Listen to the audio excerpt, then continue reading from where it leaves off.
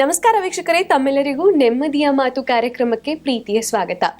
ಜೀವನ ಅನ್ನೋದು ಸೋಲು ಗೆಲುವಿನ ಆಟ. ಗೆದ್ದವರಿಗೆ ನಾನು ಯಾವತ್ತೂ ಸೋಲ್ಬಾರ್ದು ಅನ್ನುವ ಭಯ ಕಾಡ್ತಾ ಇರುತ್ತೆ. ಇನ್ನು ಸೋತವರಿಗೆ ನಾನು ಯಾವಾಗ ಗೆಲ್ತೀನಿ ಅನ್ನೋದು ಒಂದು ಆತಂಕ ಅವರಿಗೆ ಕಾಡ್ತಾ ಇರುತ್ತೆ. ಆತ್ಮವಿಶ್ವಾಸ ಇವೆಲ್ಲವನ್ನು ಮೆಟ್ಟು ನಿಲ್ಲುತ್ತೆ. ಆದರೆ ಭಯ, ಆತಂಕದಿಂದ ನಾವು ಜೀವನದಲ್ಲಿ ಏನನ್ನ ಮಾಡಬೇಕು ಅಂತ ಅನ್ಕೊಂಡಿದೀವಿ ಅದನ್ನ ಮಾಡೋದಕ್ಕೆ ಆಗೋದಿಲ್ಲ, ಗುರಿಯನ್ನ ತಲುಪೋದಕ್ಕೂ ಆಗೋದಿಲ್ಲ. ಹಾಗಾದ್ರೆ ನಮ್ಮ ಸಬ್ ಕಾನ್ಶಿಯಸ್ ಮೈಂಡ್ ಅಲ್ಲಿ ಇರುವಂತಹ ಈ ಭಯವನ್ನ, ಆತಂಕವನ್ನ ಹೇಗೆ ಕಂಟ್ರೋಲ್ ಮಾಡಬೇಕು, ಇದನ್ನೆಲ್ಲ ಇಂದಿನ ಸಂಚಿಕೆಯಲ್ಲಿ ತಿಳ್ಕೊಳ್ಳೋಣ. ಇದನ್ನೆಲ್ಲ ಮಾರ್ಗದರ್ಶನವಾಗಿ ನಮಗೆ ತಿಳಿಸೋದಕ್ಕೆ ಇಂದಿನ ಕಾರ್ಯಕ್ರಮಕ್ಕೆ ಬಂದಿದ್ದಾರೆ ಡಾಕ್ಟರ್ ಭರತ್ ಚಂದ್ರ ಅವರು. ಇವರು ಏಷ್ಯಾದ ಫಸ್ಟ್ ಸಕ್ಸಸ್ ಕೋಚ್ ಅಂತಾನೆ ಹೆಸರುವಾಸಿಯಾಗಿದ್ದಾರೆ. ಬನ್ನಿ ಅವ್ರನ್ನ ಕಾರ್ಯಕ್ರಮಕ್ಕೆ ಪ್ರೀತಿಯಿಂದ ಸ್ವಾಗತ ಮಾಡೋಣ. ಸರ್, ಕಾರ್ಯಕ್ರಮಕ್ಕೆ ಸ್ವಾಗತ. ನಮಸ್ತೆ. ನಮಸ್ಕಾರ. ಕೆಟ್ಟದ್ದು ಬೇಗ ಅಕ್ಸೆಪ್ಟ್ ಮಾಡ್ಕೋತಾರೆ, ಒಳ್ಳೆದನ್ನ ಅಕ್ಸೆಪ್ಟ್ ಮಾಡ್ಕೊಳ್ಳಲ್ಲ. ಸೊ ಇದಕ್ಕೆ ಯಾವ ರೀತಿಯಾದಂತಹ ಮನಸ್ಥಿತಿಯನ್ನು ಹೊಂದಿರಬೇಕು? Unsolicited advice will not work. ನಿಮಗೆ ಒಂದು ಸಣ್ಣ ಉದಾಹರಣೆ ಕೊಡ್ತೇನೆ. ನಾನು ಪ್ರಪಂಚಕ್ಕೆಲ್ಲ ದೊಡ್ಡ ಗುರು. ಲಕ್ಷಾಂತರ ಜನ, ಕೋಟ್ಯಾಂತರ ಜನ ಕೇವಲ ನನ್ನ ಒಂದು ವಿಡಿಯೋನ ಕೇಳ್ಕೊಂಡು ಇಂಪ್ರೂವ್ ಆಗ್ತಾ ಇರ್ತಾರೆ. ಆದರೆ ನಮ್ಮ ಸಮೀಪದ ಬಂಧು ಬಾಂಧವರು, ಫ್ರೆಂಡ್ಸು ಸುಮಾರು ಜನ ಇನ್ನೂ ಹಲವಾರು ತೊಂದರೆಗಳಿಂದ ನರಳುತ್ತಾ ಇದ್ದಾರೆ. ಅವರು ಇವತ್ತಿನವರೆಗೆ ಬಂದು ನನ್ನ ಹತ್ರ ಕೇಳಿಲ್ಲ ಏನು ಮಾಡ್ಬೋದು ಅಂತ.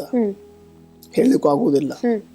ಯಾಕಂತಂದರೆ ನಾನು ಮುಂದಿನ ದಿನಗಳಲ್ಲಿ ಇಂಪ್ರೂವ್ ಆಗಬೇಕು ಅನ್ನುವಂಥ ಪ್ರಶ್ನೆ ಅವನಿಂದ ಬರಬೇಕು. ಉದಾಹರಣೆ ಕೊಟ್ಬಿಡ್ತೇನೆ. ಒಂದಿನ ಒಬ್ಬ ಗಂಡ ನಮ್ಮ ಕ್ಲಿನಿಕ್ಕಿಗೆ ಬಂದ. ನಾನು ಮಾತಾಡಿದ್ರೆ ಹಳೆ ಕಾಲದಲ್ಲಿ, ಸರ್ ಸ್ಮೋಕಿಂಗ್ ಬಿಡಬೇಕು.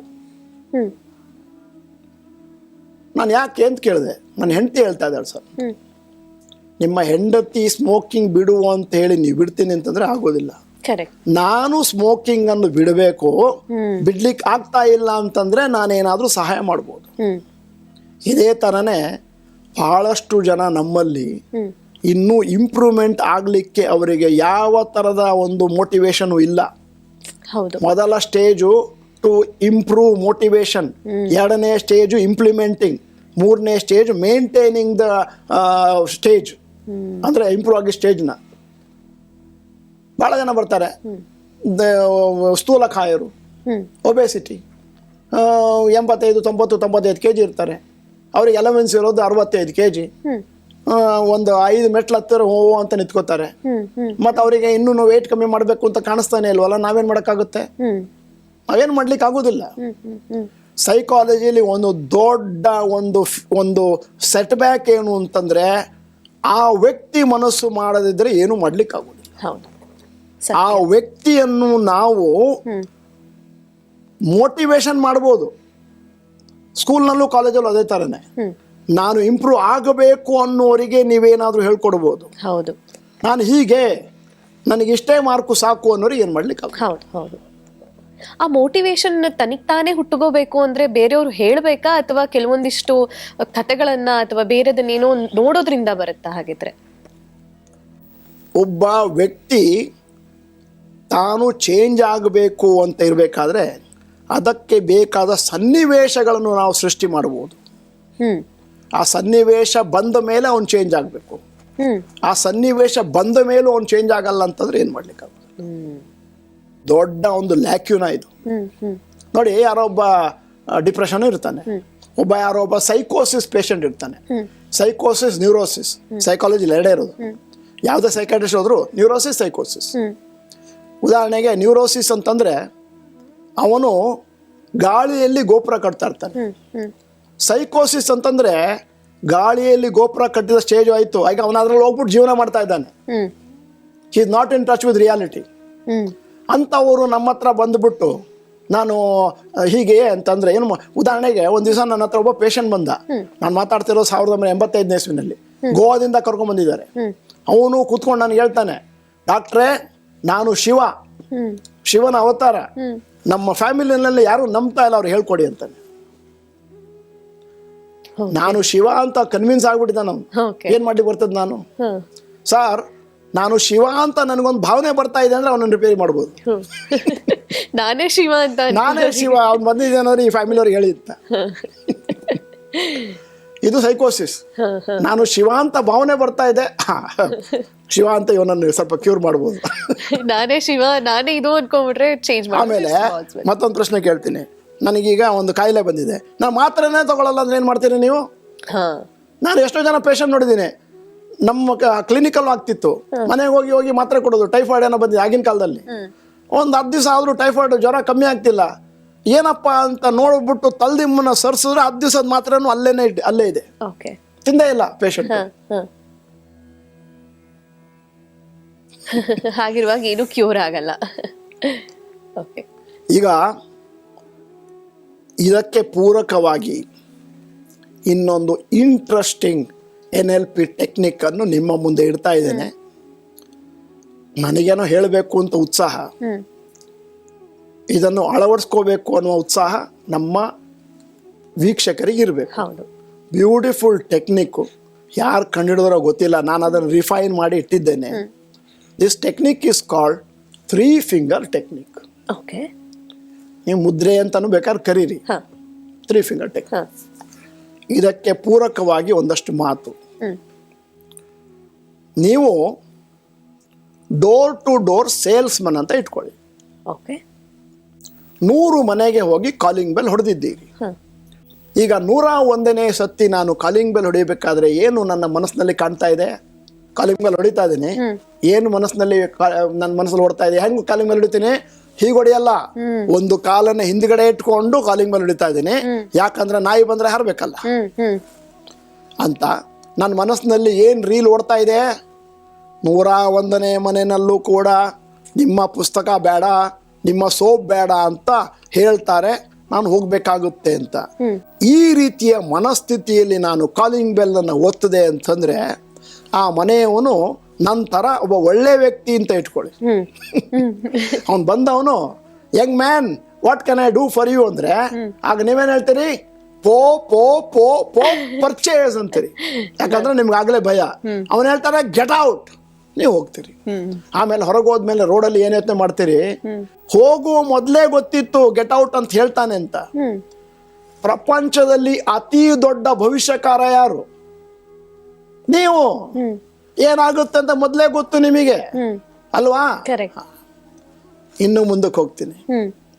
10 ಇಂಟರ್ವ್ಯೂಗೆ ಹೋಗಿದ್ದೀರಿ, 9ರಲ್ಲಿ ಏನಾಯ್ತು? ಫೇಲ್ಯೂರ್. 11ನೇ ಇಂಟರ್ವ್ಯೂಗೆ ಹೋಗಿದ್ರಲ್ಲ, ಕೂತಿದ್ರಲ್ಲ, ನಿಮ್ಮ ಮನಸ್ಸಿನಲ್ಲಿ ಒಂದು 5 ಸೆಕೆಂಡ್ ಕಣ್ ಕ್ಲೋಸ್ ಮಾಡಿದ್ರೆ ಏನ್ ಕಾಣಿಸುತ್ತೆ? ಫೇಲ್ಯೂರೇ ಕಾಣ್ತಾರೆ. ಇಲ್ಲಿ ನನ್ನನ್ನು ಇಲ್ಲಿಯೂ ಫೇಲ್ ಮಾಡ್ತಾರೆ. ಯಾಕಂದ್ರೆ ಅದು ಯಾರೋ ಬರ್ತಾರೆ, ಒಬ್ರು ಇನ್ಫ್ಲೂಯೆನ್ಸ್ನವ್ರು ಬಂದು ಸೇರ್ಕೋತಾರೆ. ಇರೋದೇ ಮೂರು ವೇಕೆನ್ಸಿ, 1000 ಜನ ಕೂತಿದ್ದಾರೆ ಅಂತ ಹೇಳಿ ನೀವು ಒಳಗೆ ಹೋಗ್ತೀರಿ. ಅವನು yes young man what is your name ಅಂದ್ರೆ ನೀವೇನು ಹೇಳ್ತೀರಿ?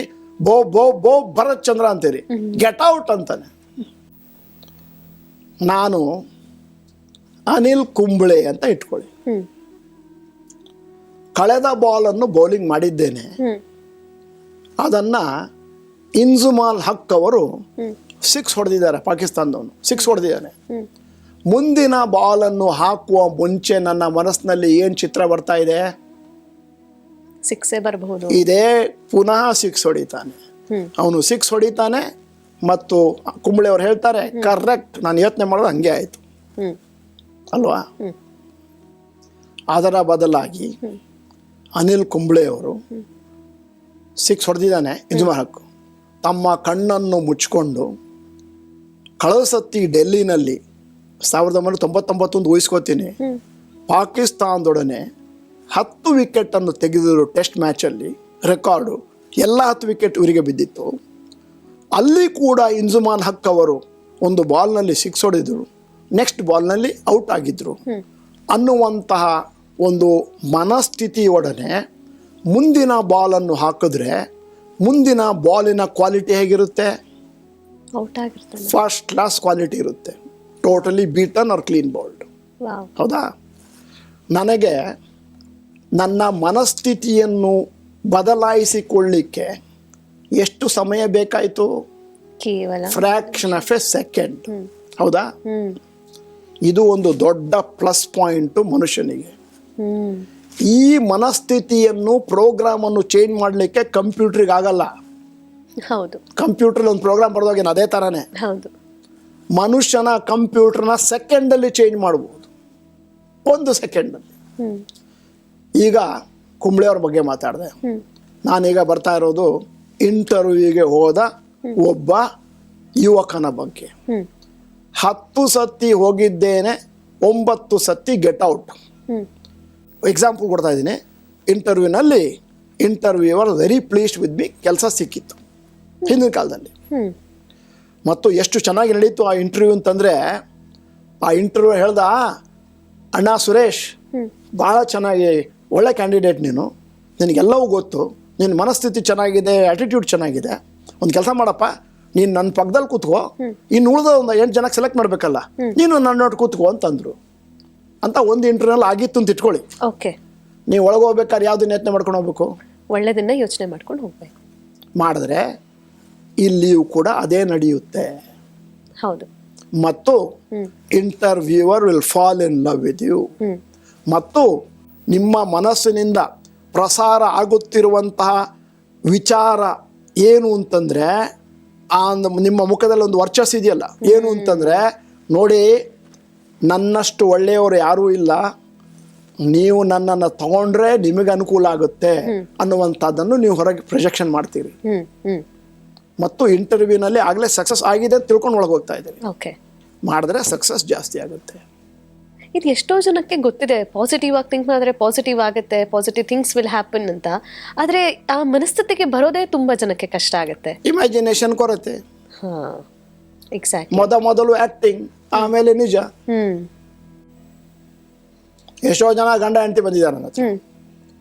ಸರ್, ಹುಡುಗಿ ಏನು ಲೈಕಿಂಗ್ ಇರಲಿಲ್ಲ ಸರ್, ಮತ್ತೆ ಸುಮ್ಮನೆ ಆ್ಯಕ್ಟಿಂಗ್ ಮಾಡ್ತಿದ್ದೆ ಸರ್, ಮತ್ತೆ ಹಂಗೆ ಲವ್ ಆಗೋಯ್ತು ಸರ್.